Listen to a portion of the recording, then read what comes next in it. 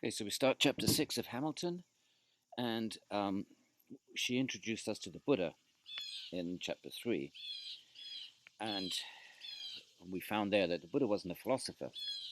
He refrained from commenting on ontological issues, things out there, what's the nature of the world out there, and was much more interested in the psychological processes by which we perceive the world and especially cling to certain notions which perpetuate rebirth, desires, and so on, and reifying things, thinking that there are real eternal autonomous things out there.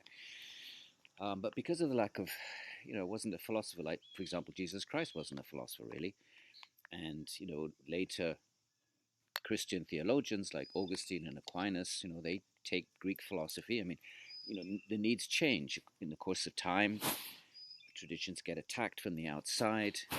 Christian, early Christianity was perhaps considered to be simplistic and for rustic, unintelligent people by perhaps the larger Greek speaking culture and Latin speaking culture, and so people have to emerge from within a tradition, and they have to defend the tradition. That's the Dharma. It's a duty of a theologian, and they have to engage the tradition according to whatever the intellectual categories are of the day. And so we find the great Christian theologians emerge, and the early church fathers and Augustine, Saint Augustine, and eventually Aquinas, and they theologize Christianity. So they defend the truths of Christianity using philosophy, and again, whatever categories. And this is an ongoing process. We see that in the philosophy of religion, where I teach at Rutgers. We have brilliant philosophers who are Christians. I mean, they don't come out and say they're Christians, but they are, at least not when they're wearing the philosopher's hat.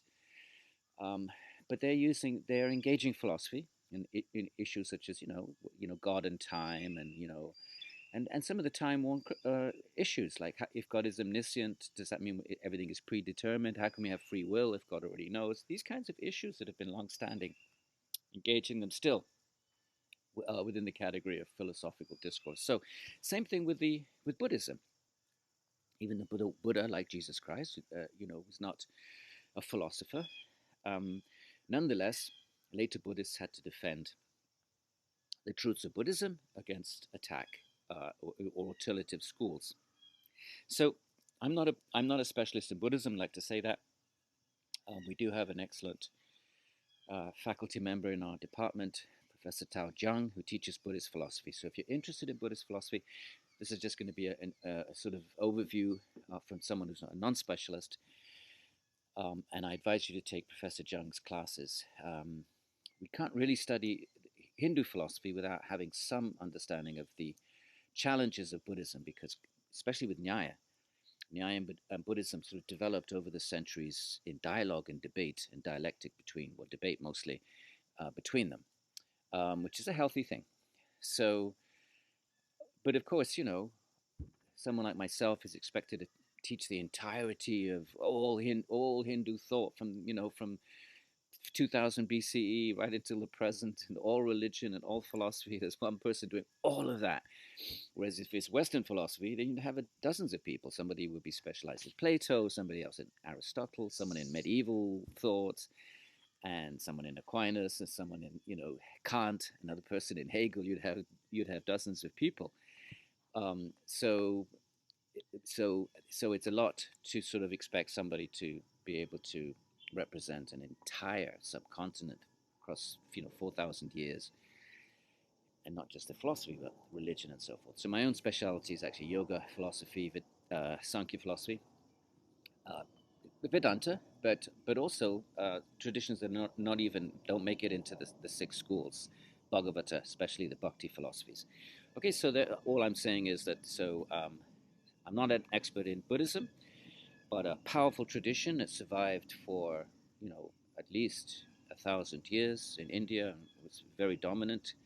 We've heard of King Ashoka. He became a Buddhist, and he was some people consider him to be the first kind of united vast areas of India. So because of him, then Buddhism becomes just like Constantine in the Christian tradition in the 4th century. Okay, so sorry about that. I had to rearrange. myself because the sun was getting too bright. Um, so, um, so before we start with a discussion of some of the different expressions, obviously we're not going to cover the 18 different schools. Some of them we don't really know very much about anyway. Let's have a quick look at page 87 in the box. The Buddhist canon eventually gets, I think by the 4th century, gets divided into the 3 pitakas, 3 baskets, 3 different kind of canonical texts, and they're listed here. The suttas, which in Sanskrit is sutra, same as the Yoga Sutra.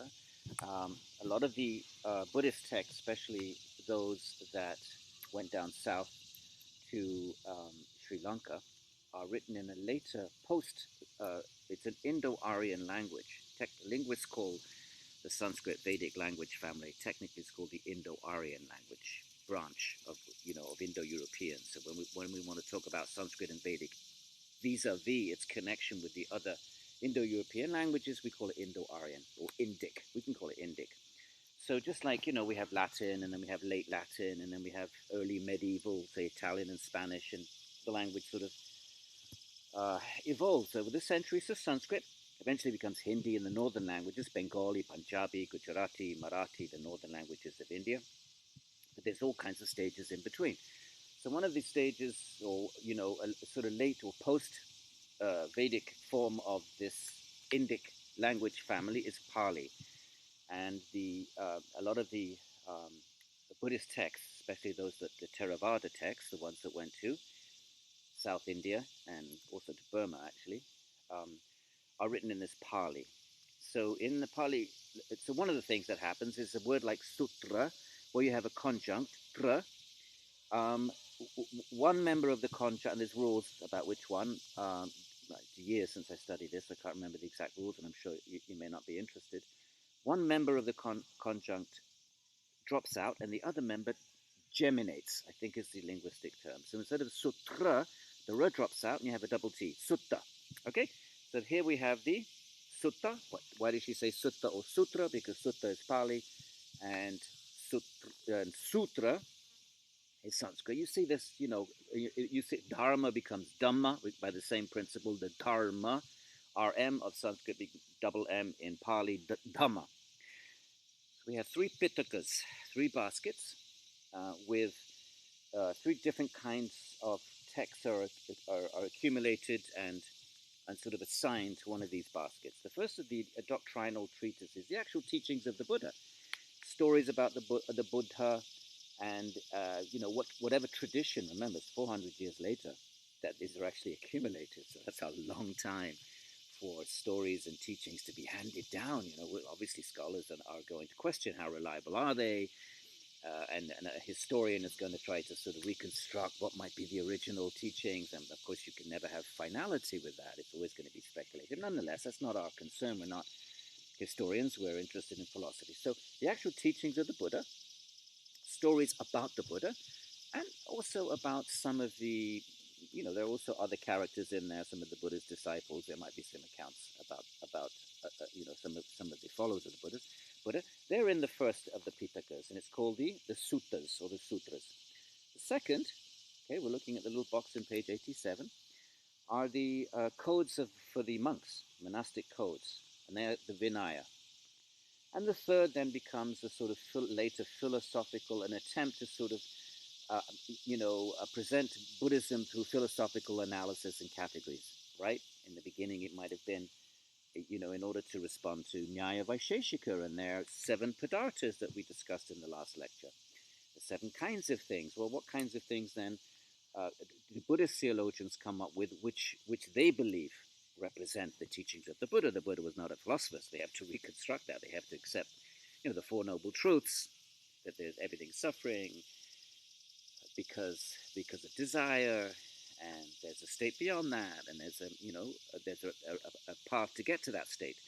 So these kind of the basic teachings that even academic scholars will, for the most part, accept go back to the original Buddha. So the third canonical cluster of texts are the Abhidharma texts, which is what we're going to be interested in. But the suttas are very interesting. They give us the first, the teachings of the Buddha. They give us a glimpse into you know, India actually, um, prior to the Common Era, 2,000 years ago. And we get a lot of information from the Buddhist texts that we don't get from other sources. So they're very valuable and of course, very insightful, profound teachings of this great, great Buddha, this great being that affected the entire subconscious, the subcontinent so so enormously. Okay, so the first schisms in Buddhism were on the second of the Pitakas about the monastic codes, and I don't have much information about that, and probably historians would know about that, and that's not our concern. But this was initially the Buddhism sort of splintered because of disagreements about monastic principles. What we're interested in philosophy. So she lists then these on page 86. She starts off with the Lok Uttaravadins, and apparently they believed that the Buddha was some kind of, was not subject to the principle of momentariness, that he was a transcendent being. He wasn't sort of subject to what everything else was subject to, the laws of impermanence, that everything only lasts for a moment. And so they believed in some kind of a transcendent, super mundane Buddha. Okay, so we're not going to be engaging them so much, but she mentions it, so that's why I'm dealing with. Then there were the Samatiyas, and we don't know very much about them, but apparently they believed in something a little bit like the Atman. There was this position within early Buddhism. Of course, other Buddhist traditions reject them, and they seem to disappear. They disappear from sort of literary records, so they must have only been around for a limited period of time. And they were, you know, they believed in something. I think it was called a Pudgala, something that seemed to be a lot like the Vedic Atman, a Hindu Atman. So again, we're not going to engage them. She doesn't discuss them, but she mentions them, the Samatiyas. Then we have the Sautrantikas, which are those that you can see the term Sautrantika, those that believe in the sutras. They were a bit uncomfortable. They just wanted to stick. They didn't reject the other two Pitakas of the, well, certainly the Abhidharma, the third Pitaka, the more philosophizing Pitaka of the three, the Abhidharma, which you do need to know that one, the Abhidharma. That's what we're going to get to. The Sautrantikas didn't reject it, but they were a bit uncomfortable with all of this sort of kind of analytical developments that were going on. They wanted to stick closer to the actual teachings of the Buddha. They felt more secure, hugging those, understandably. They felt that things had become too intellectualized and had sort of gone away from the sort of simple, basic teachings of the Buddha, which is about suffering and about how to resolve suffering. So the Sautantrikas then, and then we have the Sarvastivadins. So I think we begin with those. We'll go over the page of the Abhidharma. Okay, now Abhidharma seems to have taken two expressions, the Theravada and the Sarvastivada. Now Abhidharma is now Dharma in the Buddhist context is going to indicate two things. This word Dharma, it means, takes on many different nuances in the Indian philosophical intellectual traditions. So in Buddhism, the Dharma is one of the Dharmas, which becomes Dhamma. Remember, in Pali, the R drops and the M geminates, doubles. It's just the teachings of the Buddha are the Dhamma. So the Dhamma refers to the teachings of the Buddha. So Buddha told his disciples to spread the Dhamma, and they went off and they went down to Sri Lanka and they spread around India. So that's what Dhamma means there. And by the way, Buddhism was a preaching religion. You don't have that like Islam was and like Christianity was. And that's why these became world religions, because they were preaching. There was an impetus within them coming from the founders to spread the teaching. So Buddha told his disciples, that you don't find that in other expressions of Hinduism. To go out and maybe in the modern period, where we had the Hindu teachers came over to the West in the 60s, and they brought yoga, and we had the Krishna tradition came, and the Kashmiri Shaiva, Muktananda, Bhaktivedanta Swami, these great teachers came over in the 60s, and with this idea of spreading Hinduism. That's very modern, but historically, you had debates, you had stories of the great Shankara, the Vedantins traveling around debating, but there's not this impetus to preach. Certainly not like there was in Buddhism. So that's how Buddhism left India and spread. and that spread over to the Far East. Hinduism also did, by the way. It spread into Indonesia, but not so much because of preaching. It was just a cultural spread, and that's why Bali today is still Hindu. The whole of Indonesia was sort of Hindu, and parts of Southeast Asia, Vietnam, Cambodia. You have these magnificent Hindu temples that then became converted into Buddhist temples, and vice versa.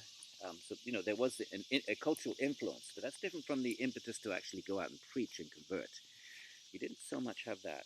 To Brahmanical culture spread just because it was seen as an elite culture, but not the idea of go and spread the word, which you find again Christianity, Islam, and you find in Buddhism.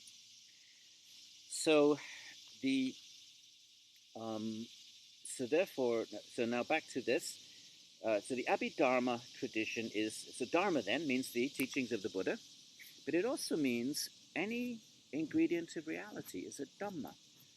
So at a certain point, the Buddhists also had, like Vaisheshika, had to look at the world and say, okay, from the point of view of the Buddha's teachings, what is the world out there? In other words, ontology. What does it consist of? Even though there's much more emphasis on the psychological process of perception as opposed to ontology out there, at a certain point you have to say something. You're being challenged by other schools, so you have to say something about, well, what is the world? What is this? What that which we perceive? What does it consist of? And so the Abhidharma traditions. Abhi means following Dharma. In this now, the Dharma can also mean teachings of the Buddha. The first meaning, second meaning of the word Dharma in Buddhism. Okay, these are Buddhist ways of understanding that term because, again, the Vedic culture, the Dharma was to do the Vedic sacrifice. So Dharma means different things.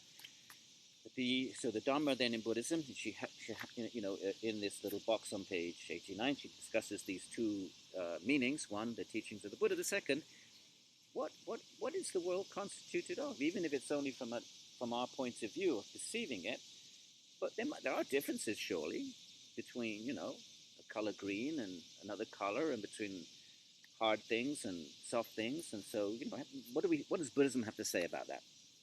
So the Abhidharma tradition set out to sort of define those, and I think eventually they come up with, the Abhidharma comes up with, that if you look at the bottom of page 90, the Theravada. Now Theravada is the term that we use now for pretty much for Sri Lankan Buddhism, and I think it's still there in Burma and a few places, but not China. That's Mahayana. We don't want to use the term Hinayana. You might, in the older text, you find the term Maha, the great Ayana, the great vehicle, Mahayana, and Hinayana, which is the lower vehicle. Now, obviously, the followers of Theravada Buddhism are not going to consider themselves lower. They should never use the term Hinayana. The term Mahayana is still out there; it's still being used. Fair enough. But for the two traditions, Mahayana gets associated with the bodhisattvas, with that the idea that great enlightened beings, instead of entering into the enlightened state, they postpone entering into nirvana in order to help others. They could enter into nirvana, but then they would be disconnected with the suffering of the world. So this notion of a bodhisattva and bodhisattva realms, so there's certain things associated with Mahayana that you don't find in Theravada. So the Mahayanas, the reason why they call the Theravadas Hinayana, lower, okay, is because they, in the Mahayana tradition, you have this idea of a bodhisattva. Instead of just sort of entering into a state of nirvana and kind of being detached then from the affairs of the world, postpones that in order to spread the Dhamma, the teachings, to others so that they too can become enlightened. And they looked at the Theravadins who were actual, meditating in caves and so forth, as selfish, right? You're pursuing your own liberation, so the hina, therefore you're lower. So this is the idea of higher and lower. But that vocabulary of higher and lower is not coming from the Theravada traditions, it's coming from Mahayana. Looking at the fellow Buddhists or other Buddhists in the South who don't have this bodhisattva notion and are pursuing their own liberation, well, you're being selfish then if you're just pursuing your own liberation. So therefore you're hina. Your practices are your ayana, your practices, your vehicle is hina. Yeah, but we should never use that term because so we can use the term Mahayana since it's out there and it's stuck, but certainly not for the other traditions, the Sri Lankan traditions, the Burmese. We call them Theravadan. comes from the Stiravadin, the tradition of the elders. Anyway, that's history. It's more of a historical concern, but interesting and important. So the Abhidharma tradition then sets out to analyze. First of all, they also analyze the teachings, like Mimamsa does and Vedanta does. Mimamsa is trying to, organize, systematize the teachings of the Vedas and ritual. When to use literal interpretation, when to use secondary metaphoric. So they're also doing that, the teachings of the Buddha. You have to systematize it, make it coherent, systematic, both for your own followers, but also so that you have a coherent tradition that can stand against other outside traditions. So both internally, you need to have systematic systematization, but you also need to have it so that you have a coherent, responsible tradition from the point of view of those who don't, who follow other traditions. So that's part of what they did, but they also analyzed then the ingredients of reality. Okay, a bit like Nyaya Vaisheshika was going to do, or is doing at the same time. So these traditions are obviously interacting, and they're aware of what the other opponents are doing, right? And they're defining their categories vis-a-vis categories of those that they disagree with, right? So that's why we can't study Indian philosophy without studying Buddhist philosophy, to some degree. So they come up with this idea that, and they come up with a list eventually, and I don't know very much about Abhidharma, so I don't know how the list develops, but surely they develop over time of, I think it's 28, on bottom of page 90, 28 physical dhammas. There's 28 different kinds of things out there. If you analyze everything, just like Nyaya Vaisheshika came out with their 7, well, within those 7 categories, there are subdivisions, right? So within the category of substance, there's 9 different substances. Within the second category of quality, remember, there's anything from 17 to 24 qualities. So as Nyaya Vaisheshika are analyzing the world in terms of, what can you reduce it down to? What are the simplest, irreducible, ultimately, categories? What are the fundamental categories of reality out there? Well, Abhidharma is doing the same thing, but from a Buddhist lens, right? What does that mean, a Buddhist lens? They're trying to be faithful to the teachings of the Buddha. So they're also restricted, not by Vedic texts, but in a similar sort of way, by the words of the Buddha. After all, Vedic texts are words. Okay, the Buddhists don't accept eternal words like the Vedic followers do. They say the Vedas are eternal, or at least they're spoken by Ishvara. Buddhists don't accept Ishvara, don't accept God. There's no supreme God. So therefore, Buddha is just an enlightened being. Not just, but he is an enlightened being, and ultimately most schools would say anyone can become a Buddha, other than of course we just mentioned the Lok Uttaravadin. So Lok Uttara, the world, Uttara, higher than the world. That's the meaning of their name, Lok Uttaravadin. But by the way, remember this word Vadin. It's really Vada. Vada is a point of view. So Ishvara is God. If you believe in God, you're Ishvara Vada. If you believe in an Atman, you're Atma Vada. You can put Vada on any sort of point of view.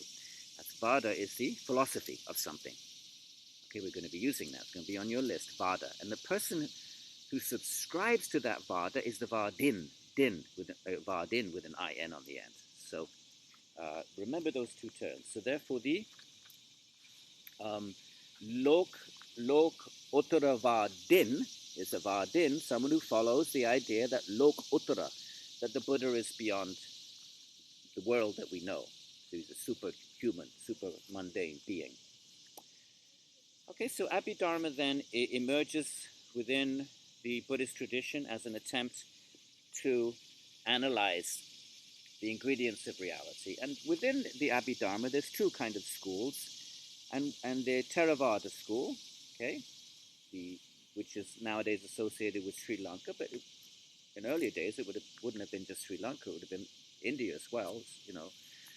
Parts of India. I don't know exactly where it was spread, but nowadays it's still there in Sri Lanka that we know. Sri Lanka is still a Buddhist country, but it would have been India for many centuries. So the Theravada Buddhism would have been. And then there was the second school, which is Sarvastivadin. Sarvastivada, so there's your Vada again. So what Vada means, a point of view, a belief, a school, a Darshana. So what is the Sarvasti Vada? Take off the Vada. What do you have? Sarvasti, Sarva Asti. There is everything. What does that mean? What does Sarvasti Vada mean? We know what Lok Uttara, all these words mean something, by the way. So if you know Sanskrit, you get some sense of the school, right? The school's going to be somehow encapsulated in their name. They what's their primary point? What makes them a school? What's distinctive about them? They're going to try, either they are going to make their name up or their opponents are going to make a name up for them. So, for example, the Buddhists are called by the Nyaya school the Kshanika Vadin. There's your Vadin. Those who Vadin believe in Kshanika. Everything only lasts for a moment. Or Anatma Vadins, those that do not believe in an Atman. So schools are named, either they name themselves or their opponents name them. Those names get preserved in literature by their philosophical point of view. They're not always called the Buddhists, Buddhas. They're not always called Buddhists by the Hindus who debate them. They're often called, Kshanika Vadin, Anatma Vadin, these two terms, other such terms. And sometimes when they call them Buddhists, they're going to say something not very nice about them. It's going to get ad hominem. They're going to make a sort of not very nice statement about them. So, back to our Abhidharma, okay? What's out there, that's what is of interest to us, okay, in our philosophy course. So, the Sarvastivadins say, look, if everything is momentary, consider this.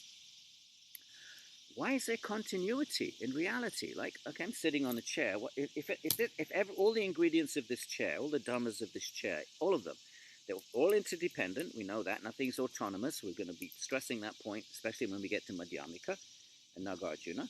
So everything is, I say interdependent, but the term you're going to find is dependent. It's the same thing. Something is dependent on something else. There's an interdependence. Both terms are used, but somehow or other I've got interdependence in my head. But she uses the term dependence. Don't be confused. Dependent origination or interdependent origination. Everything originates or exists, but it's not in its own autonomous essence, like an atom. Like I would say an atom, just that's it. An anu, remember the anus? Doesn't matter what else is going on in reality. They're eternal entities. They can survive in their own essence, whether they connect with other things or not.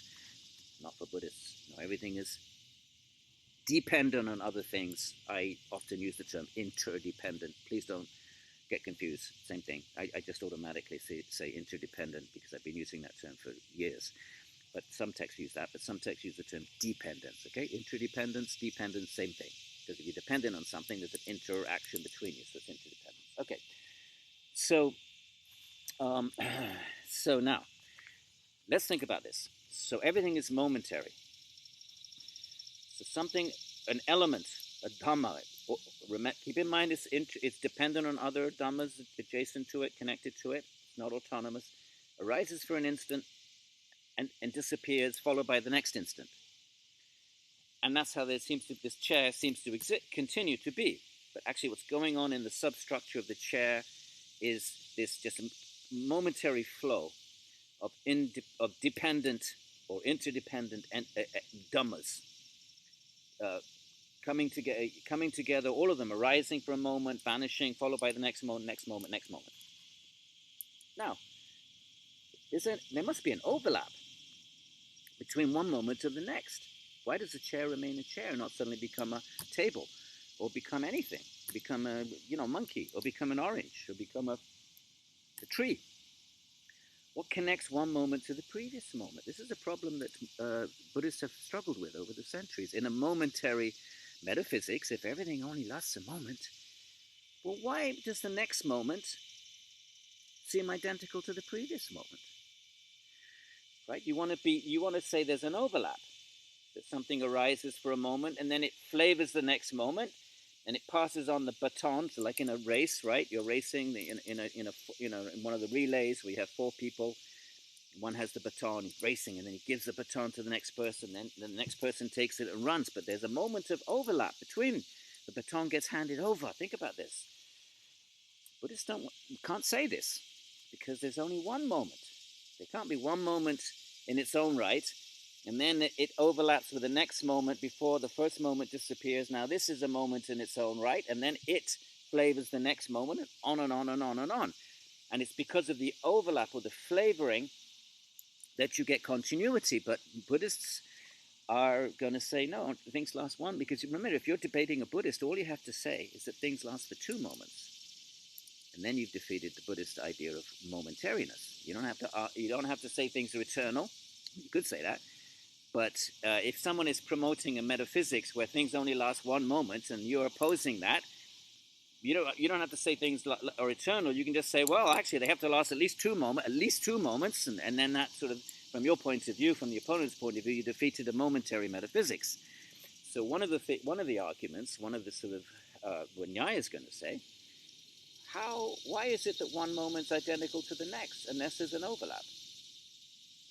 So the Sarvastivadins, in response to this problem, which remained a problem for Buddhists, said, well, actually these dhammas appear only momentarily, but actually they have an essence which it does not appear all the time, which is eternal.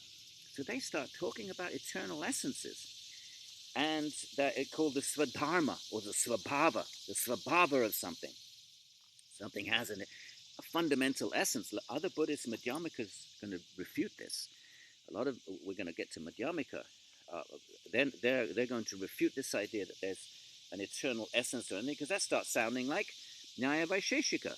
And from the point of view of Madhyamika Buddhism, which we're going to get to, that's not what the Buddha taught. He taught that everything was momentary and dependent or interdependent. But the Sarvastivadins, responding to this problem, this critique, presumably from Nyaya Vaisheshika or maybe Mimamsa, those kinds of Mimamsa, by the way, accepted very similar ontology to Vaisheshika and Nyaya. Why is there how do you explain continuity then? How do you explain continuity? Why is there a tree behind me 1 minute? Well, if there's no overlap with the next minute, then why doesn't something else pop up out of nowhere, and that the tree becomes a bush, or it becomes anything at all, a building? So for things to continue, then Nyaya Vaisheshika wants to say they have to last, and of course, Vaisheshika is going to say, well, the atoms last forever; they're eternal, and they just get put together, and then they create the tree. And maybe in the course of time, branch falls off, and those atoms fall off, and those atoms become something else. But the fundamental building blocks are eternal atoms, and that's how you have continuity. Continuity takes place because of the eternal sub-ingredients, so they're eternal. These anus, remember, not atoms, the anus. So the Buddhists don't accept that for reasons that will become clearer when we get to Madhyamika. But then they inherit another problem then, and that is, how do you explain continuity? Okay, so the Sarvastivadins then say, okay, well, things are momentary on a surface level, that which we experience, but they have this eternal essence which is not unmanifest, and then the momentary dhammas arise out of this and they go back into it, but they do have an eternal substratum with the svabhava, with this eternal essence. Okay? So those are the Sarvastivadins, which then become the target of Madhyamika, later Buddhist philosophy. So we mentioned the problem of the Buddhists have to face with this, that how does a momentary ontology account for continuity, that things continue to be and they just randomly become other things. And the Sarvastivadin offered their suggestion. The Abhidharmikas, the other school, the Theravadins, there's 2 schools in Abhidharma. Abhidharma, those that are trying to understand dhammas in the second sense of the word, what are the ultimate ingredients of reality. Theravadins were not comfortable with that, the Sarvastivadin idea. But they critiqued. So they critiqued Nyaya Vaisheshika, this idea of universals. Remember that there's a universal redness that is a real thing, and that resides both in the red shirt and in the red car. Why is there 2 instances of red? Well, there must be some universal red then that sort of manifests whenever it's needed to manifest in a particular, like a car or a shirt. So for the Buddhists, this is all part of the cognitive events. It's part of cognition, internal to us, that there's no real universal that exists separate from cognition. So they critique the Nyaya Vaisheshika notions of particulars, the particular, the individuators. Remember, that keeps an atom, an atom. Buddhists, there are no. Eventually, Buddhism would say there are no irreducible entities. You can just keep reducing, infinitely. And one of their critiques is this: of the Buddhists, the Nyaya, Vaisheshika. I'm using the term Nyaya and Vaisheshika interchangeably because they became merged into Nyaya Vaisheshika. Maybe originally they were two different schools. They become, for our intents and purposes, we're going to consider them together, even though Nyaya especially develops categories of logic and so forth, as we discussed. Now, if there is this thing called an anu, which is irreducible, right? We won't call it atom anymore, we'll call it, although I tend to slip just because that's the term that she uses, everybody uses. We don't call it atom because remember the atom is reducible and an anu is irreducible. I've made that point, I think, hopefully abundantly clear. Now, Nyaya Vaisheshika is going to say that why is there continuity? Because the atoms continue. So why does this chair continue? Why 1 second I'm sitting, if it's momentary, why don't I find myself sort of sitting on a table next moment? What keeps the continuity going? Well, Nyaya Vaisheshika says the atoms continue. And they combine together and they form these larger substances, these wholes, like a chair. Okay. So Buddhism's going to say, well, okay, so you have two atoms that combine, and eventually millions of them, fine, but let's start with two. You're saying this atom is irreducible. This anu is irreducible. See, I'm slipping back into the term atom again.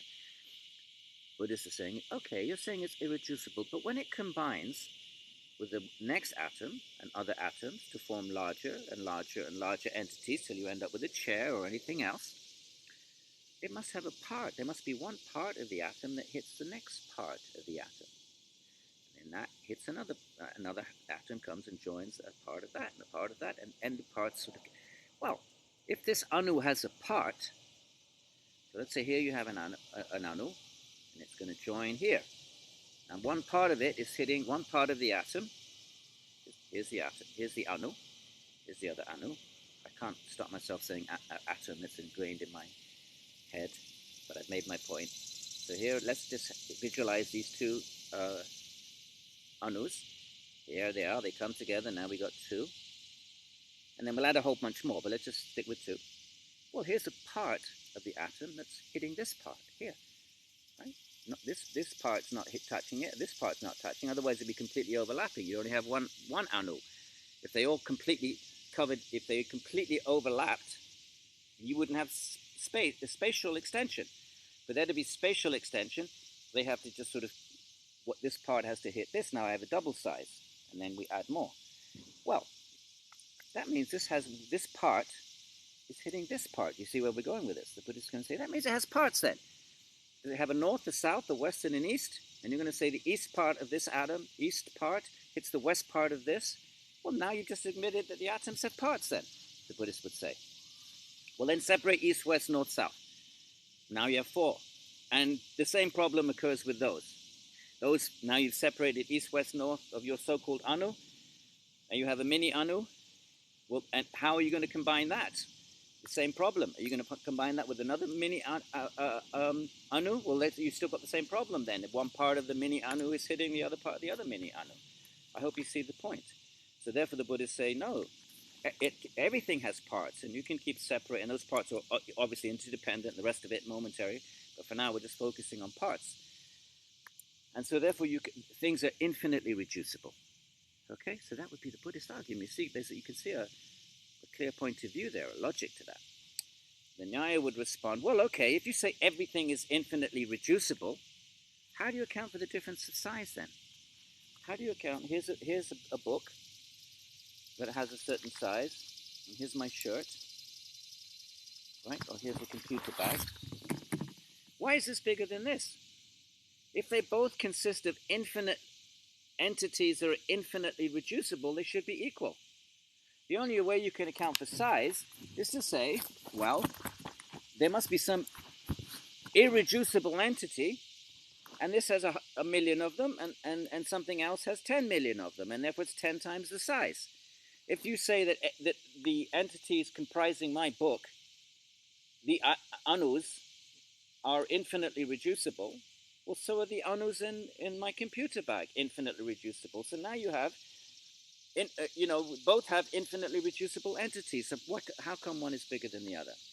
So the Nyaya would say the only way to account for size, number one, is to posit that there are irreducible entities like building blocks, and you put them together, and like we said yesterday in the previous lecture, like a wall. One wall has 10 bricks, and one wall has 100 bricks. So the wall with 100 bricks is bigger because it's made of bricks. There has to be some ultimate substance that gets added with other such substances to create size. All right, that would be. So Nyaya is going to push on that point.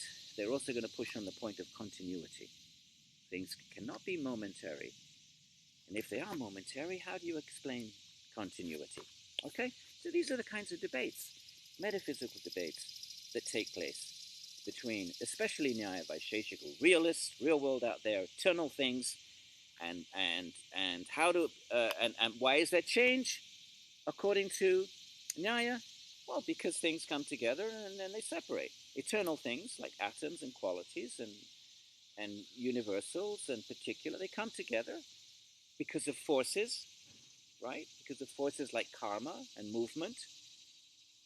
And then, well, like a physicist would say, right? You have subatomic particles and forces like gravity and electromagnetism and other such forces, and they bring things together and separate things.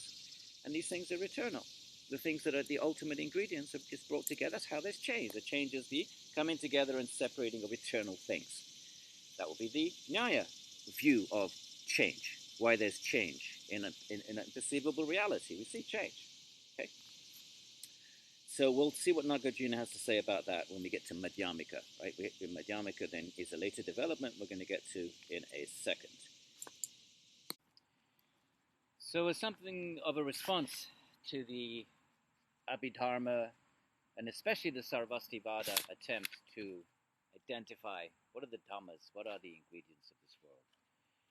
And we can recall that Sarvastivadins say, in order to explain continuity, how can there be continuity? Things have to somehow overlap in some way. Otherwise, what would cause the second instance of reality to be the same as the previous one? So Sarvastivadins said that came up with this idea that things did have an essence that was kind of eternal, but they momentarily manifest and then went back into this essence. But they proposed that there was something of an essence, right? So the Sarvastivadins, the two Abhidharma schools, especially reified the notion of a dhamma, of an ingredient of reality. That it had some kind of an essence, even though it was momentary when it surfaced in our perceivable reality. It came from this sort of substratum, which was eternal. In this way, they could explain continuity because things came out of this substratum of a dhamma and it would appear momentarily and then go back. The other school of Theravada didn't quite propose that, but nonetheless, in time, their dhammas, which were supposed to be momentary, started to sound more and more like real things. So roundabout, right, which was not what later Buddhists thought what represented the real teachings of the Buddha.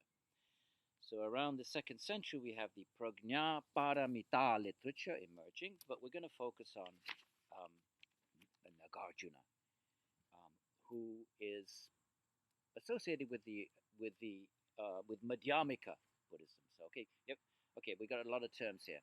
Let's just go with Mahayana, okay, which is the great teachings. And Mahayana then emerges, especially in the north of India, and certainly, and Theravada in time becomes associated with Sri Lanka and Burma. And within Mahayana, the great vehicle, you have a strain of Mahayana Buddhism called Madhyamika. That's associated with Nagarjuna, who's very popular in Western philosophy. This is somehow or other because he's so rigorously analytical and deconstructive and hyper-rational in some ways, that he appeals to the sort of, to Western philosophical commitments to analytical philosophy. Now, the main thing we need to know from Nagarjuna, okay, and he wrote the Mula Madhyamika Kadika, that's his famous text. You don't need to know the name of the text, you do need to know the name of Nagarjuna. Nagarjuna is going to be about the third century, second century of the Common Era. Nagarjuna's main teaching is that nothing has an essence. If something has an essence, you could never remove that thing from its essence, which would be another way of saying that thing was eternal, right? So the essence of, let's say, the sun is heat and light. You can't take heat and light, the essential nature of the sun. You can't remove it from the sun. So to say something has an essence, you're going to then have to say that thing is eternal. How could it ever be produced? If something has an essence, it can't produce itself, right? Because a thing can't produce itself. That makes no sense, because if it already existed, why would it produce itself? You can't say that something with an essence is produced by some other entity, because why would something with an essence produce another entity with a different kind of essence? Where would the difference come from? So Nagarjuna's basic argument's going to be, if you argue that things have essences, you could never account for causation. You could never account for change in the world. Everything would be static. If something has an essence, it keeps having that essence. It's never going to change, because if it changes, then it doesn't have an essence. If something has an essence, can never change. Right? So if you say milk changes into yogurt, well, now the yogurt's not milk anymore. The milk has ceased to be. So you can't say milk has some kind of an essence, because if it had an essence, it could never be transformed into something else. So that's the argument. Things with essences cannot change. Okay, that's the basic point that we need to focus on, that Nagarjuna wants to draw our attention to. If something has an essence, it can never change. It can never be. How could it be produced? It can't be produced from itself, because that's nonsensical to say something produces itself. Because if it already existed, then you wouldn't need to produce itself, and it can't be produced from something else, because then it's dependent on something else. So then it becomes contingent on something else, dependent on something else, and that means, well, to have an essence means, what does it mean to have an essence? That essence is not dependent on anything else. It's the inherent nature of something. It's whatever else is going on. It's not contingent on anything. So, so the basic thrust of all of this is to say that where Nagarjuna wants to take us, and here's the point. If that sounded a little convoluted, here's the point. If things don't have essences, then their manifestation is not based on their own. They don't exist because of their own inherent nature. They're contingent on other things. And now we get back to our buzzword, the most important term for Buddhism in general, but certainly for Madhyamika, is dependent origination or interdependent origination. Things arise contingent on other things. Things are interdependent. And if they're interdependent, they must last only a moment, because either you say they have an essence and they're eternal, or what? How long do they last? If they don't last just one instant, do they last 2 instants? Well, why should they last 2 instances? What happens at the end of the second instance, or 3 instances, or 4 instances? If you come up with some arbitrary number, then you have to explain what makes something survive for 2 instances or 3 instances. That means it doesn't have an essence, but it has something that endures. And what is that thing? And how come it only endures for 4 or 10 or 100 instances? So either you go with what the Nyayikas say and say atoms and anus are eternal, or you have to say if things are really lack all essence whatsoever, they manifest just for a kshana. Okay, this is the temporal equivalent of the anu. Remember what we saw that discussion we had about anu? Anu is for nyaya. If you reduce the ingredients of matter down to an irreducible, you're going to end up with irreducible entities called anus. We had that whole thing about 19th century they called it atoms. Now we don't know what to call it anymore. We'd have to call it a quark, but then might have to change that in the future if they find a smaller entity. So, as the anu is the smallest unit of matter, kshana is the smallest unit of time. So therefore, things only last a kshana, an infinitesimal moment of time. And then and in that moment they arise not because of their own essence, because if they had an essence, they would always have been there. That essence would have always endured, and it would continue to endure. So there'd be eternal entities, which Buddhism does not allow. And so therefore, if it's not going to be eternal, the only other alternative, unless you want to arbitrarily say it lasts for 2 minutes or 3 minutes or 5 minutes, the only other alternative is it lasts for an infinitesimal moment called a kshana. So things are in that kshana of manifestation. They're interdependent with other. They don't arise out of their own nature. They arise out of their concatenation and interdependence with other similar kinds of momentary entities, and that's what reality is. It's an ongoing flow of momentary, infinitesimal events. Okay? Now Nyaya is going to say, well, what's the problem with just saying there's, you run into all kinds of difficulties if you propose that. Why not just say there are eternal entities, and okay, they have their essences, and then Buddhism would say, well, then how would there be any change then in the world? We see the world's changing, right? There's things happening around us. There's change, and if things have their essences, there can't be any change because the very definition of essences doesn't change. So then Nyaya would have to say that, well, they come together because of karma, because of forces, motion, and then ultimately they have to say there has to be, like Aristotle did, there has to be a prime mover. So there has to be something that puts it all in motion. And so Nyaya then will accept an Ishvara, a God. The term in philosophical circles for God is Ishvara.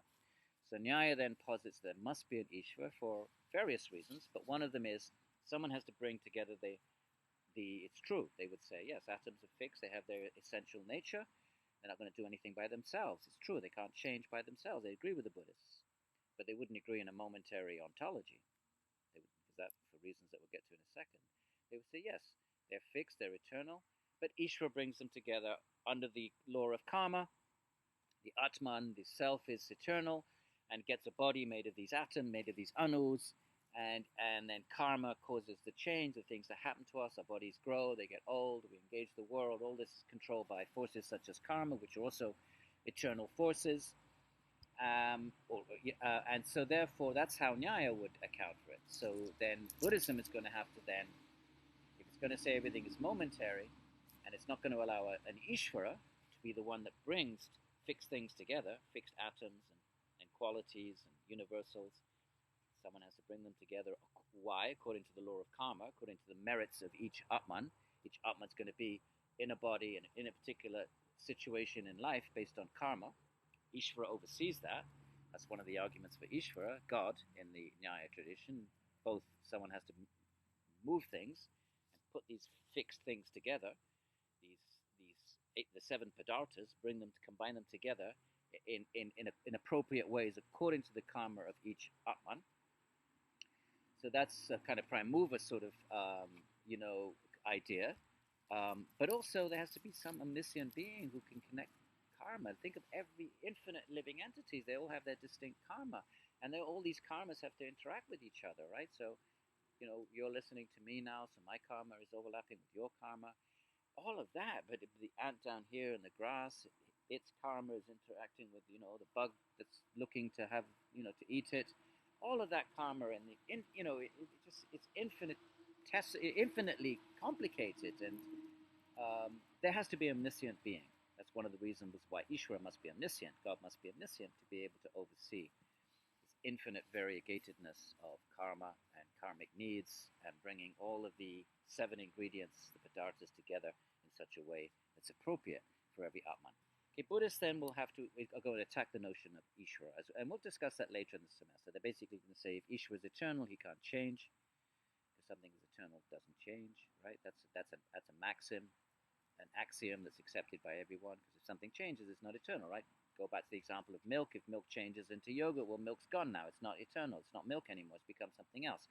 So if that something really is going to be eternal, it can't change. So if there is a God, how can there be and if God is eternal, then God must be unchanging. So they're going to direct their attacks in various ways, or their challenges or their rebuttals of Ishvara along various lines of argument. But one of them is going to be, well, if Ishvara creates, then he's changed, right? There was a pre-creation Ishvara before creation, and then Ishvara wills, or whatever Ishvara does, and causes creation and brings everything together, and then he must be cognitively involved. There must be an active cognition that's involved with creation and all of this, the task that he has of overseeing karma. So that's change. There must be change in Ishvara. And then if Ishvara changes, that's incoherent to then to say that Ishvara is eternal. So they're going to be directing their arguments against the notion of an Ishvara in various ways, but probably the most, the argument that they place the most weight in is going to be arguing that that creation requires change on the part of the creator, and if the creator changes in the act of creation, then that creator cannot be eternal. Okay, but we'll look at that again maybe later in the semester.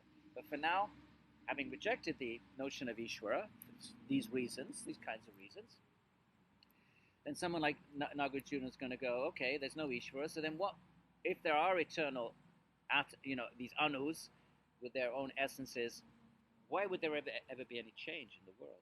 What forces are going to make change? There'd just be a sterile, static, unmoving.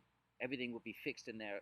If things had essential natures, they had essences, they would just remain in those essences, and they would never change. Those essences would never change. So there would never be any change in the world. There'd be no movement. There will be no way of accounting for the change that we do perceive. And let's just read Nagarjuna in his own words.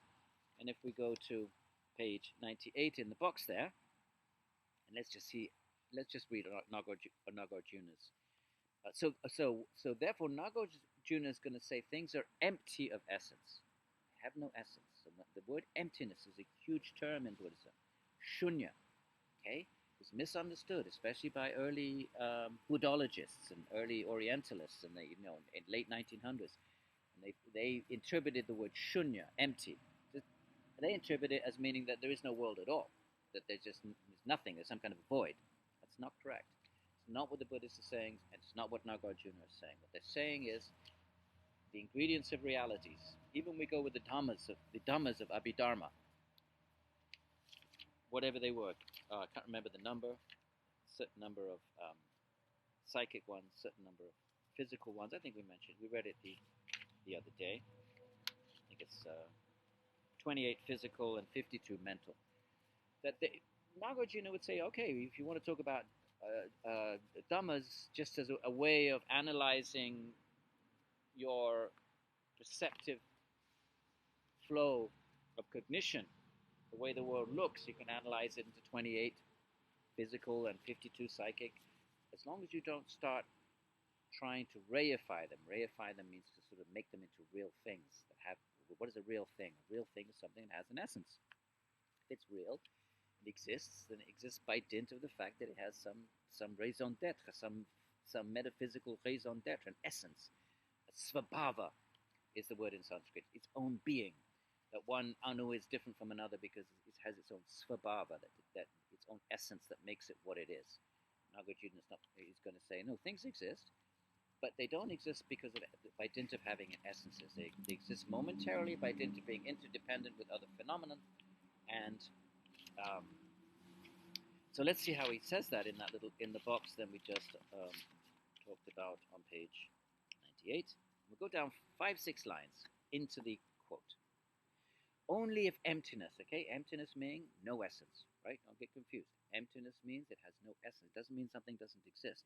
It exists, but without an essence. So how does it exist? It's contingent.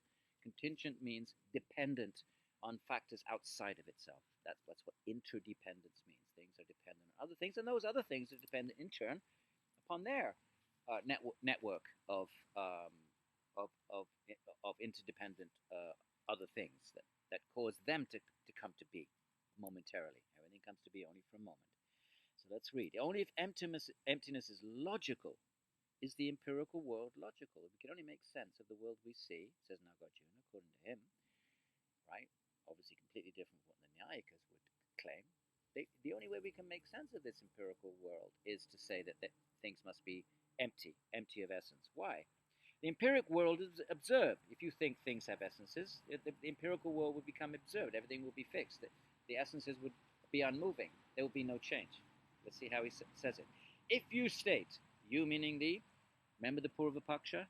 Remember that word, opposing point of view. Okay, all of these philosophers are engaging alternative points of view. How do we know when a Purva Paksha is being presented?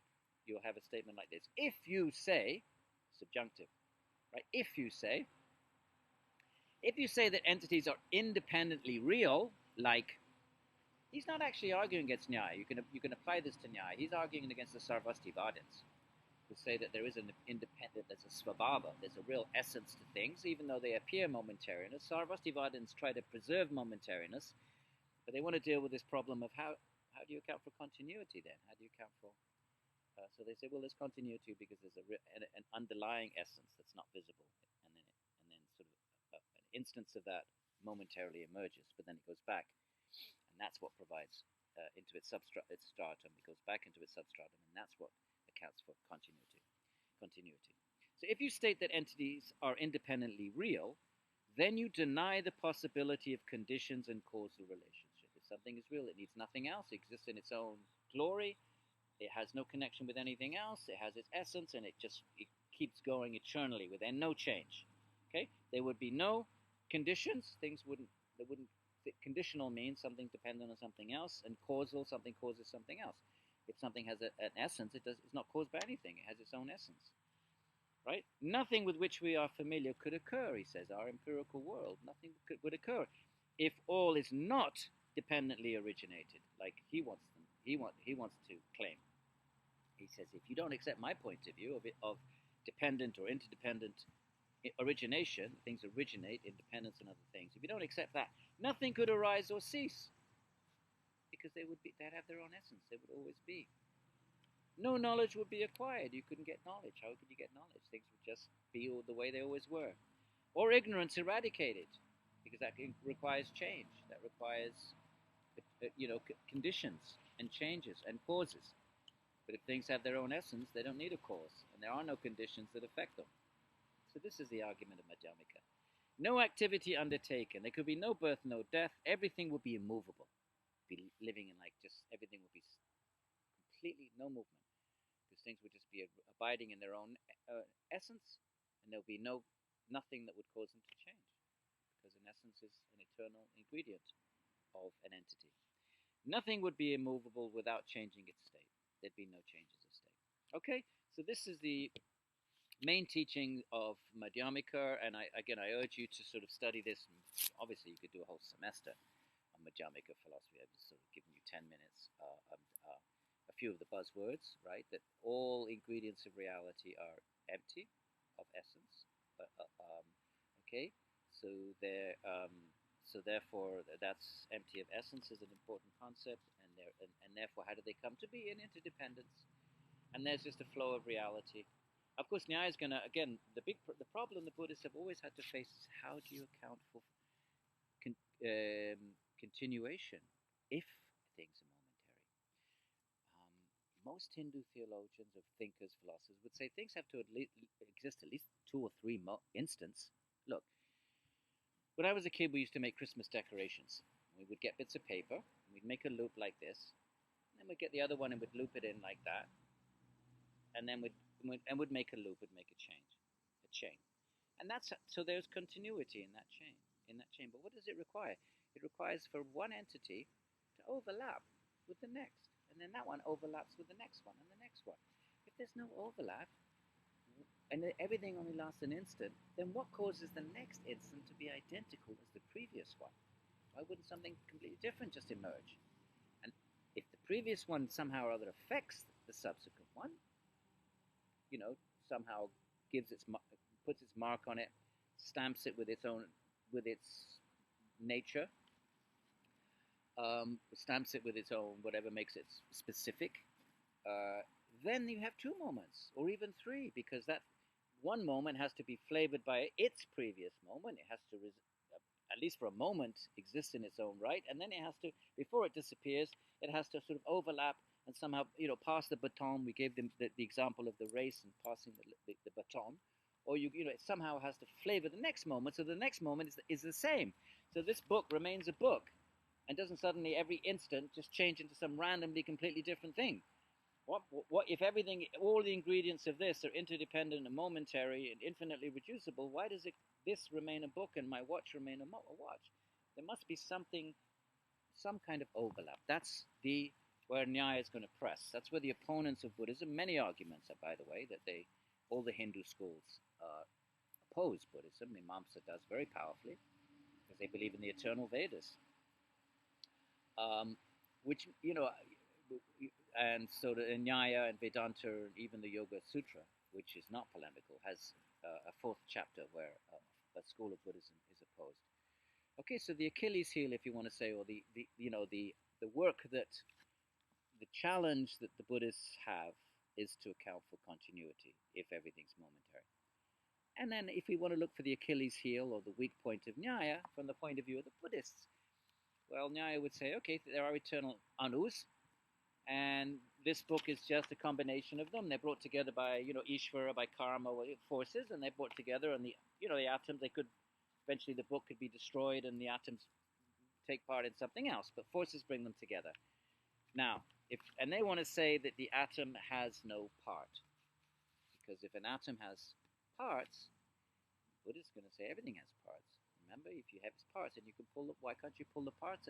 Then that pull the parts asunder, and now your atom is no longer irreducible. It's been reduced into four parts: north, south, west, east, for example, to use their language, because they have a north, south, west, east. And so, therefore, Nyaya has this problem of saying, okay, if you want to say a book is a book because it consists, let's make up a number, 100 or 1,000, anus come together, and here they are, and they're like building blocks, and eventually they all come together, different kinds of atoms, the color atoms and shape atoms, whatever you want, whatever the anus are, that make up this book, and they come together, but these atoms are partless. Well, if something has no parts, how can it come together?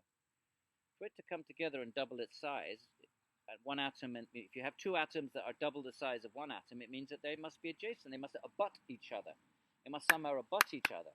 Otherwise, if it had no parts, there would just be one atom, and the next atom would just be exactly identical, and you wouldn't have size or magnitude. So for there to be size and magnitude, it would suggest that one side of this atom is then contacting this side, and then another atom here, and another atom, and eventually you have a book.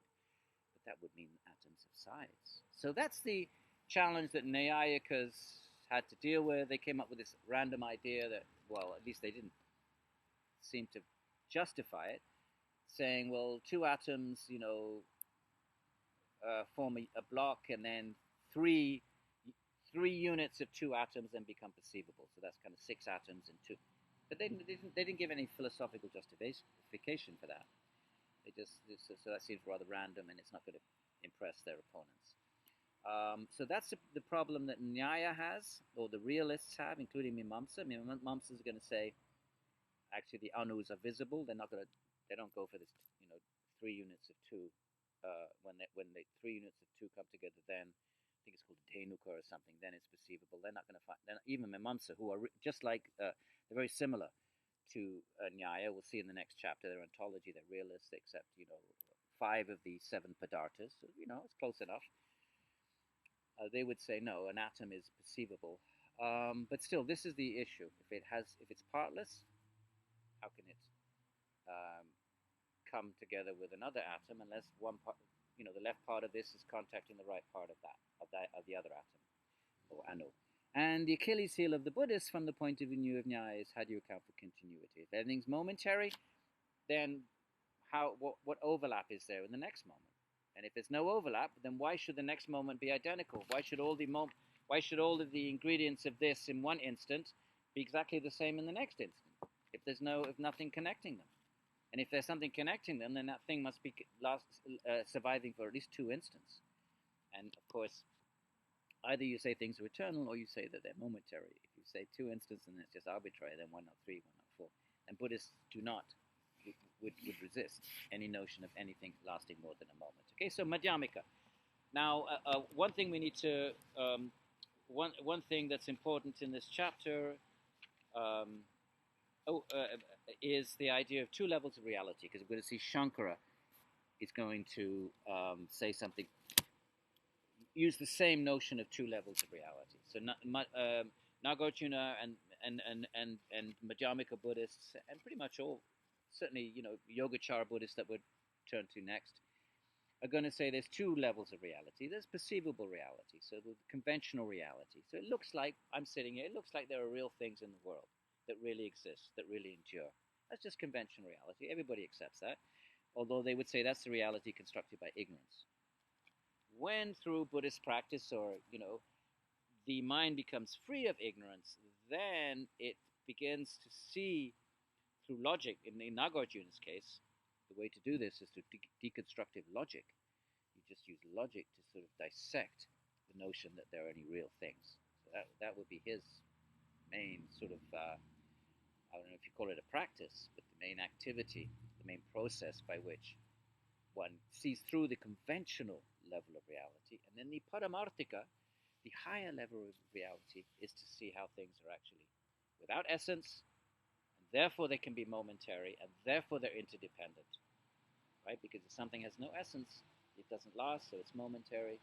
It can't, it must be interdependent. It can't cause itself because it has no essence that causes it to endure. And it's also reducible. I suppose you could add that, these three things: momentary, interdependent, and ever infinitely reducible. Okay, so two levels of reality. Make sure you focus on that. She also talks about the calming of verbal differentiation on page 99. And what does this mean? What does language do? It's very interesting, because the Mimamsas are going to be very interested in language, but what do they want to do with language? They want to say that the Vedas are written in language, and since the Vedas are eternal, language is eternal.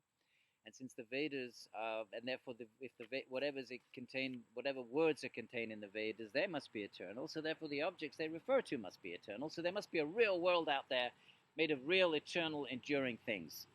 So Mimamsas have become very interested in language from that point of view, to establish the realism, the reality of enduring objects in the world. Nagarjuna and other Buddhists are also going to speak about, in a very different way. They're going to be attentive to this what they call verbal differentiation. They're going to agree with in some ways, they're going to overlap with Mimamsa thinking, saying when we think, what do we think of? What we think of in terms of words, right?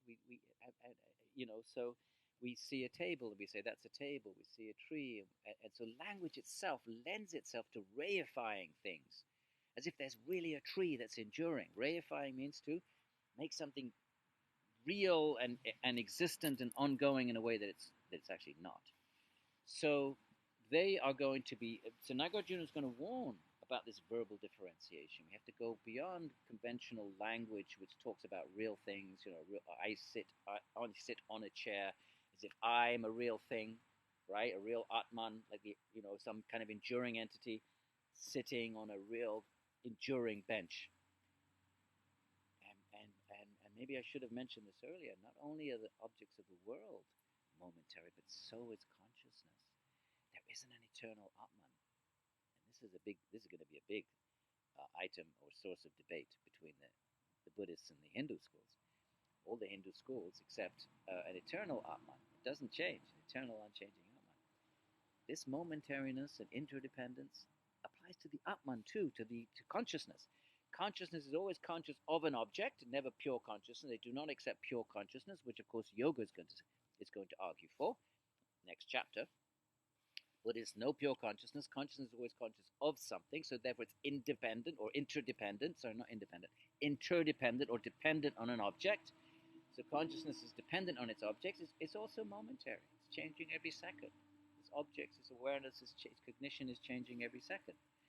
So consciousness too is just another part of the flow of reality, another ingredient, along with qualities and sensations and the five layers of personhood, the body, sensations, perceptions, thought, and consciousness, the five khandhas, the five layers. These are all temporary, interdependent, and momentary. Temporary meaning momentary, okay? So language is a danger in the sense, so this is the verbal differentiation. What does that mean? That the all of these notions that there are real things in some ways become fossilized and solidified by language itself, because language itself operates as if there really are real things. real agents, real actions, real objects of actions, and so the language can also be confusing. It can be detrimental to enlightenment, and therefore we have to be aware of the reifying nature of language. That language sort of and thought, which is expressed in language, right? We think in language, so our thinking is conventional reality.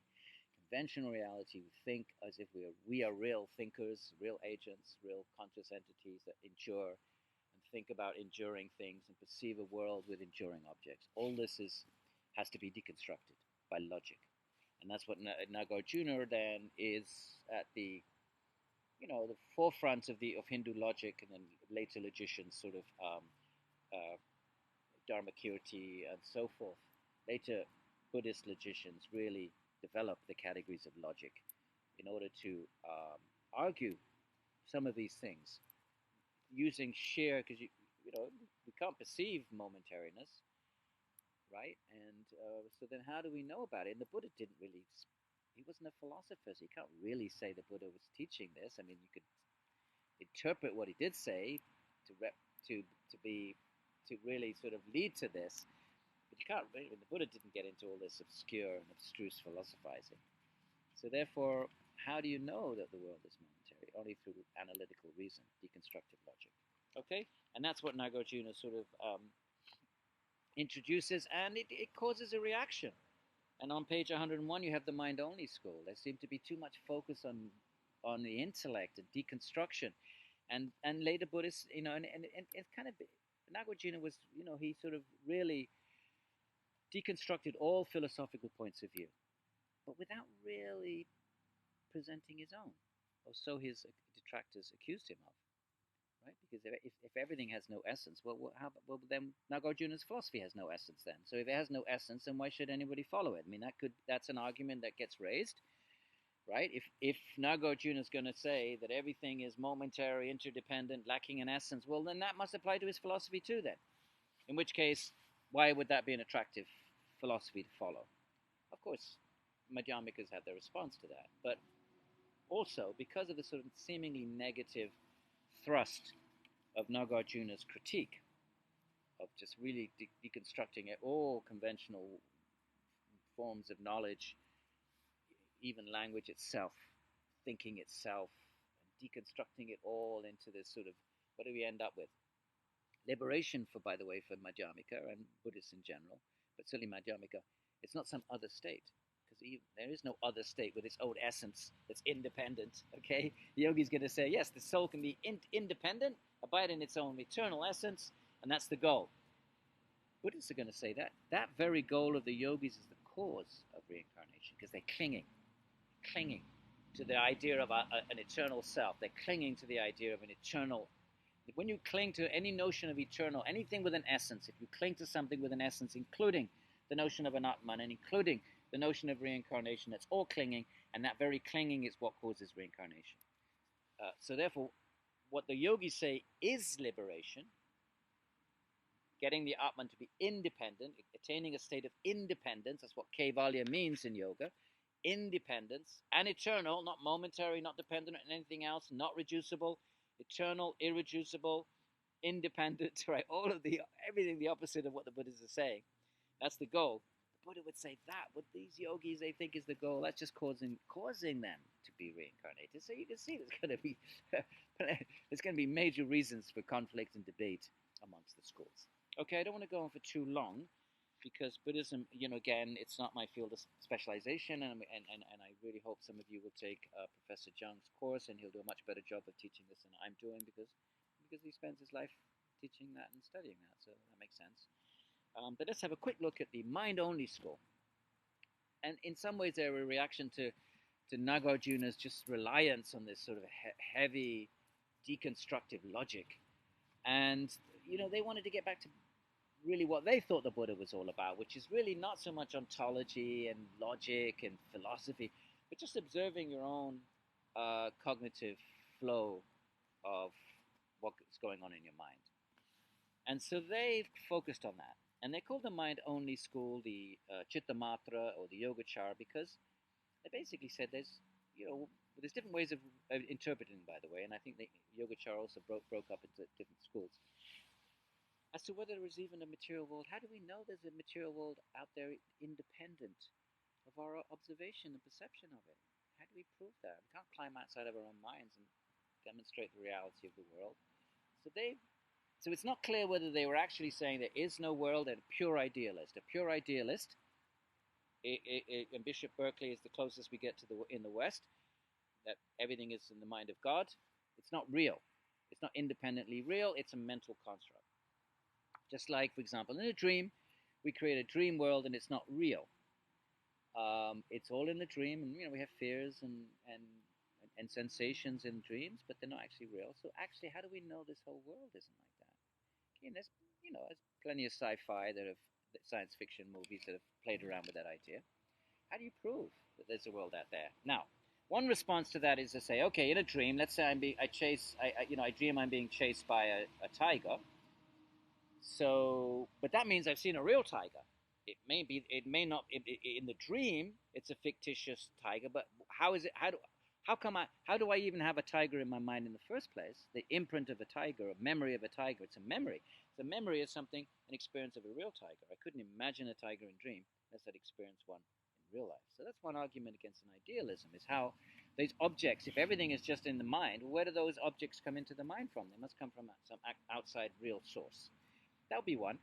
And the other thing, the other critique, there's obvious critiques. If everything is idealism, how come I'm imagining the world in the same way as you are? If it's a mental construct, why isn't your mental construct completely different from mine? In which case, we couldn't interact in coherent ways.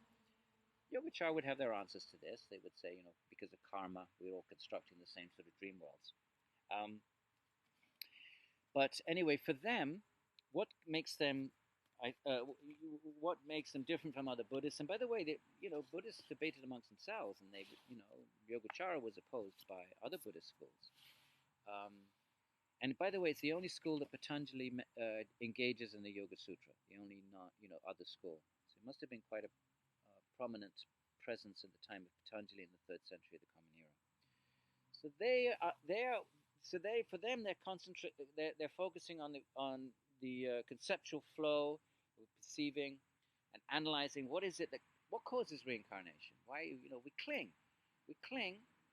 cling to notions of an arrayified self. We cling to know that there's objects out there that we can enjoy. We cling to these desire. But desire requires what? That there's something, an object of desire that's real and enduring, and a desire requires an agent, someone who's desiring, the desirer, and so we sort of reify this notion of a self, real things, and we'll find happiness. So they wanted to deconstruct all of this. Like all Hindu schools, they all agree desire is what perpetuates samsara. But the Yogacara, Buddhist in general, way of being free from desire is to become free from the notion that there's a desirer. Okay, they're going to deal with it. They all agree that desire is the cause of bondage, because if you desire, you act, and if you act, you generate karma. Now you got your karma, so now you have to come. You die, and you still have all this karma that hasn't come back to you yet. You haven't experienced it yet, and that's why you come back. Everybody agrees on that. All the moksha schools agree on that. But the way, and they all agree you have to give up desire, but the way Yogacara, especially Buddhists in general, but Yogacara especially promote the giving up of desire is to give up the notion of a desirer and to give up the notion of an object of desire. If there's no desirer, because the so-called desirer is not like Atman that the Hindus say, but it is a momentary, using the same words again and again, but hopefully you're each time, say it a little bit differently and hopefully give us a new way of thinking about it. The desire, the so-called desire, consciousness itself, right, the conscious entity, is momentary, interdependent, and so on. And so is the object. So then the whole notion of desire evaporates. There is no desire. There's only a momentary flow of events, momentary events. Some are conscious, some are perceptions, some are sensations, and some are form, and so on. Okay, so therefore, Yogacara believed there was what they call a storehouse consciousness. Now, whether that was separate from the mind, as some kind of a storehouse within which thoughts are deposited and then re-emerge, and maybe that's their way of trying to account for continuity, that there was storehouse consciousness, so things could be stored, and that's how you explain continuity, because then they re-emerge. And say, I'm not sure that works so well, because even the storehouse consciousness is momentary. So you still have a problem with this overlap. How do you account for continuity? Even if you posit a storehouse consciousness, within which psychic events are deposited, and when the storehouse consciousness is in ignorance, then they perpetuate samsara. And by practice, Buddhist practices, you can remove ignorance through the various practices of Yogacara Buddhism, meditation, and so forth. Remove the defilements. What are the defilements? Imagine that there are desires and agents of desire and objects of desire. So the philosophy is the same, right? You have to get rid of this clinging. They use the term clinging a lot. Cling into the idea that I am an enduring entity. You cling into that notion. Yogis and Vedantas would say, you don't cling to it. You just are. That's what you are. That's reality. But Buddhists would say, no, it's not. It's not. You're actually a momentary flow of consciousness interdependent with everything else, and you cling into this idea that you're eternal. And that clinging, if you cling to something, you don't let go. So then you're going to be reborn, because you are clinging to the very source of your own reincarnation. You're clinging to the notion that you continue to exist, and that there is reason to exist in the form of enjoyment to be had, desires to be fulfilled in this world of real things. And actually all of that is not the case. Okay? And by the way, this is going to be one of the arguments that the Hindus are going to direct against the Buddhists. This is going to occur frequently.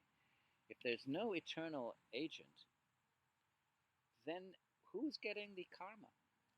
Let's say, okay, John, Fred Smith does an act, does something. But it's momentary. He's gone. The next moment, there's another Fred Smith, another apparent Fred Smith. There's some kind of, there's a continuity, although, Nyaya would say Buddhists have no means to account for continuity. They don't have the resources to account for continuity. But let's bracket that problem, bracket the continuity problem. Let's go with this momentary ontology. Somehow Fred Smith is momentary, but on a conventional level, it looks like Fred Smith lives his life. Then he dies, or later on in life, or maybe next life, he's done a deed. Let's say when he was 20 years old. And when he's 40, the karmic fruit occurs. But that Fred Smith who gets that fruit is a completely different Fred Smith to the Fred Smith that did the act, because everything's momentary. So that poor moment of what we call Fred Smith that receives the fruit is not the same one that did the deed. They say, where's the moral justice in that? It would be like saying that, Anne gets the consequences of deeds performed by Susan. Where's the moral justice there? Okay, so if something's momentary, then that person has ceased to be by the time the fruit accrues. Even if it accrues after 5 minutes, it's a different, or even after 1 minute, it's a different entity. So that would be there. So then they would say the Buddhists don't have the resources for explaining reincarnation. The whole point of reincarnation is karma, that you act and then you get the karmic fruit and you come back. And the Hindus, is the one who acted, gets the fruit later in life or next life or 10 lives. It's the same person, and that's just.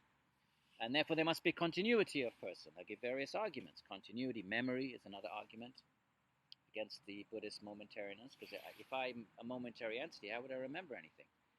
Right? How would I remember what I had for breakfast? That was a different momentary entity. Buddhists would say, of course, that memory gets transmitted from moment to moment to moment in a sequence, but again, then we have the overlap problem. So as you can see, all of these philosophies have powerful reasons to think the things that they do, but they also, have, from the point of view of their opponents, loopholes, Achilles' heel, weak points, and that's the nature of philosophy. Now he's going to say, well, nonetheless, philosophy is useful to teach us how to think rigorously, and from our point of view, or my point of view anyway, to decide what metaphysics are we going to choose. We have a choice, right? Even if you say, well, I'm not going to choose any metaphysics, well, then you're using reason to come to that conclusion. So whatever metaphysics we align ourselves with, theistic, that there's a God, or materialistic, that there's no God, or Buddhistic, that everything is momentary, interdependent, or whatever. Let us at least reason our way to those metaphysics. And Nyaya is giving us the tools, and Buddhism too. Buddhist logicians, not just Nyaya. Nagarjuna is showing us how reason can be employed in powerful ways to to deconstruct erroneous views, to point out, to show the inadequacies of erroneous views. Of course, all of the schools have problems from the point of view of their opponents, so you're never going to get an absolute surety. So all you're going to get is, well, let me decide what metaphysics I'm going to subscribe to in this life, and let me ensure that it's based on solid reasoning. And in this way, all these schools have so much to offer. Okay, so therefore, on page 102, so the Yogacharya Vasubandhu is one of the two brothers most associated with the mind-only school, right? Idealism, there's only mind, there's no world out there. Although, again, I said it's split into two. One of the sects, and even modern scholars disagree. Are they actually saying there's no world out there? Period. It's all a mental construct. That's one way of understanding the Yogacara Buddhism, the Chittamatra, two names, Yogacara, and the behavior is yoga, and Chittamatra, or mind only school. Let's call it Chittamatra. It's easier to associate with the philosophy. It's only mind. Does that mean that is actually metaphysically, ontologically only mind, and never is, never was, never will be a real world out there? Or does it mean actually there may or may not be, or whatever is out there, we can't know it other than through the mind? That's another way of interpreting Yogacara. They're not taking a position as to the reality or non-reality of the world out there, but they're taking a position that whatever is out there, whatever ontology is, and the Buddha, remember, discouraged, or certainly, I don't know if he discouraged, but he certainly refrained himself in his teachings, refrained from speaking about ontological ultimately what is the nature, right? So the nature of things out there. Buddhists have always felt that you can't know that. It's pointless. We can argue relentlessly in philosophy, but what we can know is and this is really one of the beautiful things of Buddhism. What we can know is what causes us. Why are we suffering? The Four Noble Truths, that there is suffering. Very simple. There's a cause for that. It's clinging, desire. But there's a state beyond that, liberation, and there's a path to that. So the Buddha that was his emphasis. Let's deal with what we can know. We'll never know. Even physics will never know, right? Will the universe keep expanding infinitely? You can't really know. What if it suddenly implodes? You can infer. You can different opinions. Is the quark or the string the ultimate irreducible ingredient of reality? How will you ever know that? What if 100 years from now they break open the quark and find there's a whole kind of physical universe within that, as there is in the atom? So the Buddha was not about ontology, even though some of his, again, these followers, because they had to defend Buddhism in debate with the other schools that did have ontologies and did have metaphysics. So that's why Abhidharma developed. Try to say something about ontology, but what is out there? What are the dhammas? What are the ingredients of reality? But the Yogacara, want to bring us back to a place of, what's it really all about? It's about, well, what can we know? Well, we can know our own minds. So let's observe our own minds. And what are the defects of the mind? If we're mindful, what is it that we cling to? What is it? And clinging, any form of clinging causes continuity, causes rebirth. And rebirth is suffering. Any type of embodiment is suffering. Okay? So we have sort of on page 102, Vasubandhu talks about this. There's three types of cognition. There's the constructed aspect. We construct the world out there as if they're real things out there. Okay, that's the world of ignorance, of conventional reality, subjective reality. Then we have the second, the dependent, which is really actually just the raw material itself. It's actually just raw qualities and shapes and colors and sounds and sensations. And then we have the perfected aspect. Remember, all of these traditions, including Buddhism, say we can attain perfection. And that is the same flow. It's not some other state. It's not going to some Atman place that's, as the yogis will do and Vedanta will do, of going to a place that's transcendent to the world. No. For the Buddhists, there is only this flow of reality. And you either are trapped in it in a mode of ignorance, or you just you remain part of the flow. You don't go anywhere else. And often remember, the you is a momentary interdependent you. So we're using the term you in a conventional way, because ultimately there is no you. That's the whole point of the teachings. There's no essential you.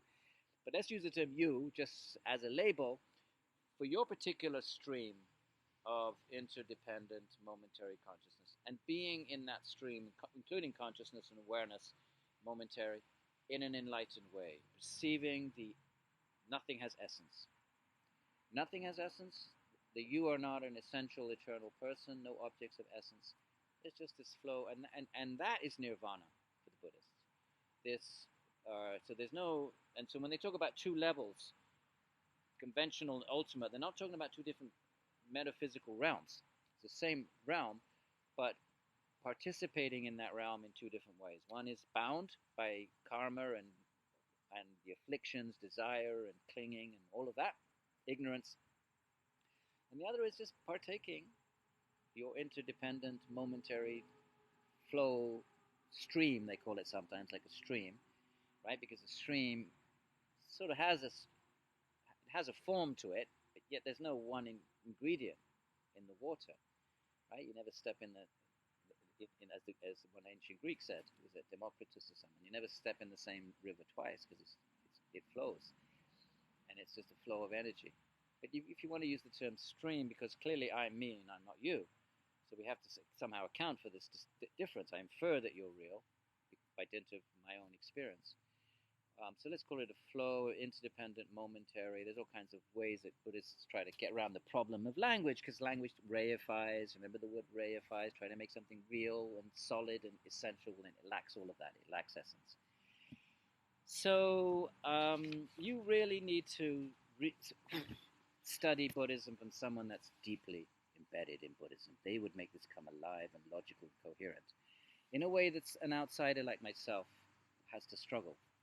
Right? I'm not a Buddhist. I'm a Vedantin and a yogin. I'm deeply immersed in the world of yoga and bhakti, other moksha traditions. I'm a practitioner and all of that. But so therefore, I did the best I could with Buddhism. But I do encourage you, again, someone should be teaching this that's really sort of sees the world through that lens. Because if you see the world through that lens, you make it come alive. You make it logical. Whereas if it's not your lens, then it's more theoretical, and you sort of struggle a bit to try to present it in a coherent way. So I urge you to take, if you're interested in Buddhism, we have courses here or in some other venue. It was a powerful cluster of traditions, from powerful logicians. It had Yogacharya that focused on mind and meditation, and you had metaphysicians like Abhidharma. So had lots and lots of different expressions. Again, 18 schools, centuries and centuries and centuries ago, and who knows how many there are now. Spread up, world religion. So it has a lot of powerful, insightful things to share and ways of thinking about reality. And if they appeal to you, then find somebody that can, that is a practitioner, preferably, or at least someone that's spent a lifetime studying it, so it can really bring it alive. Okay, but that's all we're going to do for Buddhism now. There's no more in this course. We'll occasionally, when we deal with other schools, we'll say something like, "Oh, remember the Buddhists? The Buddhists would say everything is momentary." So we'll be referring back to them. For your quiz, you need to know about Abhidharma. Make sure you have a sense of that. About Madhyamika, about the lack of essence, notions of momentariness, and interdependence, all of that, and the idealist school, right, which is Yogacara, also known as Chittamatra. We'll give you review sheets. But this is not easy to, this is challenging stuff. Actually, in fact, in the beginning of the chapter, I think she says, what does she say? Something about how it was a radical challenge. Let me see if I can find that quote. 1 second. Yeah. The first paragraph on page 84, she goes, "The profundity of Buddhist philosophy is also worthy of perseverance. It contains some of the most radical propositions in the history of human thought." Radical. Everything's momentary, interdependent, and infinitely reducible. Of course, from the point of view of their opponents, especially Nyaya and Mimamsa, these are incoherent and indefensible propositions and don't work, and when subject to scrutiny. So remember, both sides are going to say that about each other. Okay? So that's it for Buddhism.